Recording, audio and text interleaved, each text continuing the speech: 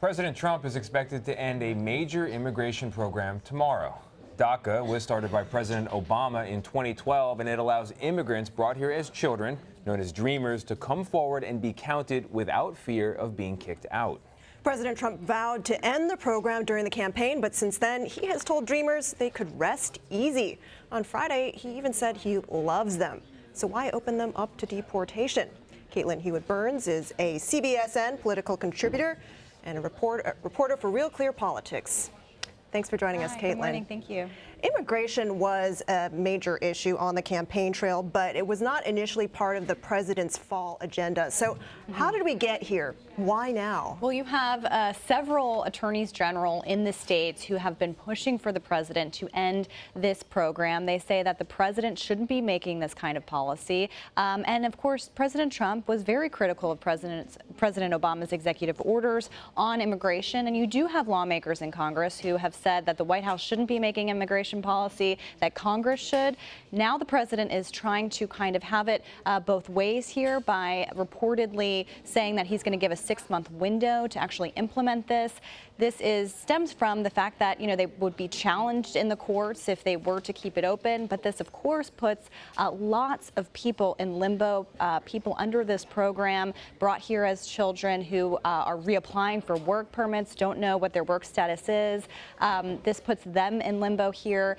And the president is also saying to Congress, take up legislation here. But as you mentioned, this is a packed agenda already. They're trying to pass basic things like funding the government and raising the debt ceiling. Having covered Congress for a while during immigration battles, it's very difficult to see how they would get some legislation moving.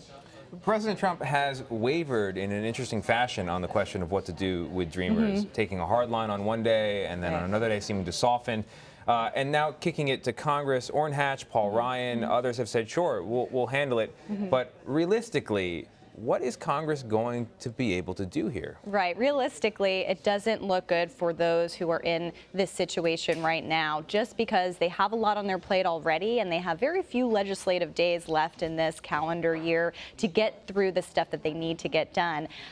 Congress had included a kind of a DREAM Act provision in that comprehensive Senate bill that passed, or comprehensive immigration bill that passed the Senate, didn't make it to the House. Immigration policy, as we know, is a very fraught issue in Congress, in particular with Republicans. So does this set President Trump up for political trouble down the line? Let's say he kicks it to Congress. Congress, unsurprisingly, struggles to get something passed. And then you have these law-abiding, working, people going to school. I mean, the most sympathetic of, dreamers is not a coincidental term. And I've met some of these individuals. Absolutely. Politically, I can imagine it would be difficult to be the person responsible for seeing these folks removed from the country. Right, exactly. And the president has kind of said, he wants to do this with heart. Of course, this wouldn't indicate following that, right? Because you leave a lot of people with, not knowing what to do, not knowing if they're going to be able to stay in this country. A 6-month window only gets us to early next year, of course.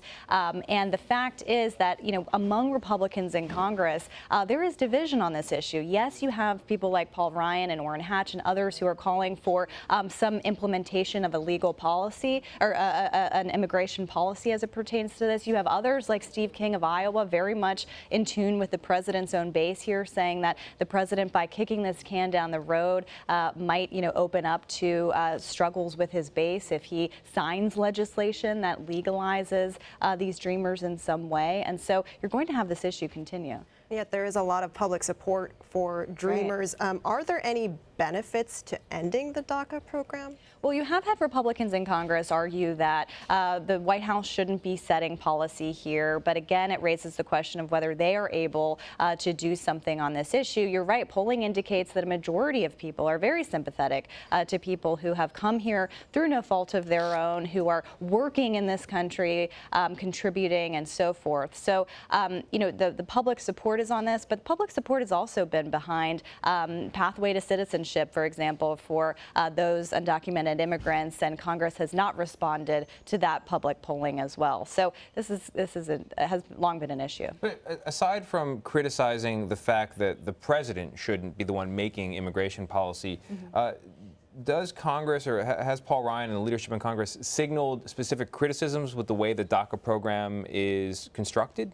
Well, they've been critical of President Obama extending. This is not granting citizenship or really even legal status. It's a different kind of legality here, deferring deportations, really. And so, if you were to defer ending this program, it still leaves a lot of people wondering whether or not they can reapply for permits that take a while, whether they can continue to go about working in this country or going to school here, lots in college, of course. And so there are, members of Congress wanting to implement some kind of longer-term policy here. But again, there's no legislation really yet. You do have legislation proposed from Lindsey Graham of South Carolina, of course, who has been very supportive of comprehensive immigration reform. Also, Dick Durbin of Illinois, Democrat. They've proposed bipartisan legislation on rebringing up the DREAM Act. We'll see if that gets any traction in Congress, whether they can probably attach a policy bill to another must-pass spending measure or something like that. We'll see. So about 800,000 Dreamers waiting to see what President Trump will say on Tuesday. Caitlin Huey-Burns, thanks for joining us. Thank you.